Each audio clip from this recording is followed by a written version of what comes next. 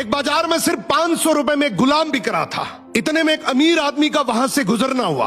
आदमी ने सोचा सिर्फ 500 रुपए में गुलाम बिक रहा है, इतना सस्ता, चलो खरीद लेता हूँ। वो गुलाम के पास गया और पूछा कि तुम इतने सस्ते में गुलाम कैसे बेच रहे हो, कामचोर है क्या?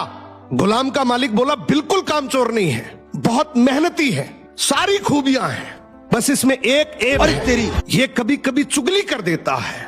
आदमी ने मन ही मन सोचा कि घर में मैं और मेरी बीवी तो है, अगर ये चुगली करेगा भी तो किससे करेगा, खरीद लेता हूं। खरीद कर गुलाम को घर ले आया। कुछ दिनों तक तो गुलाम ने बहुत अच्छे से काम किया, लेकिन फिर एक दिन उसे चुगली का कीड़ा काटा।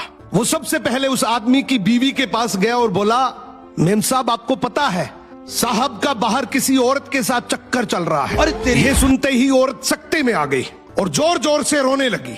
गुलाम बोला, अरे मेम साहब आप रो मत, हिम्मत रखो, मेरे पास इस चीज का पक्का इलाज है। मैं एक बाबा को जानता हूं जो आपकी इस मुसीबत को जड़ से खत्म कर देगा।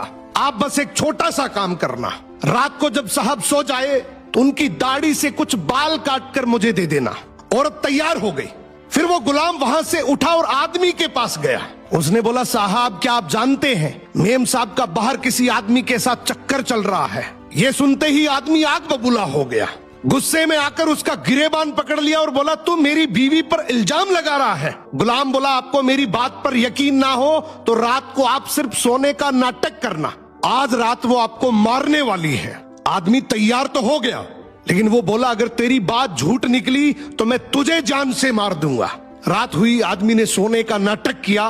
उधर उसकी बीवी जैसा गुलाम ने कहा वैसा करने लगी। रात के 3 बजे हाथ में कैंची लेकर जैसे ही उस आदमी के पास पहुंची, आदमी तुरंत जाग गया।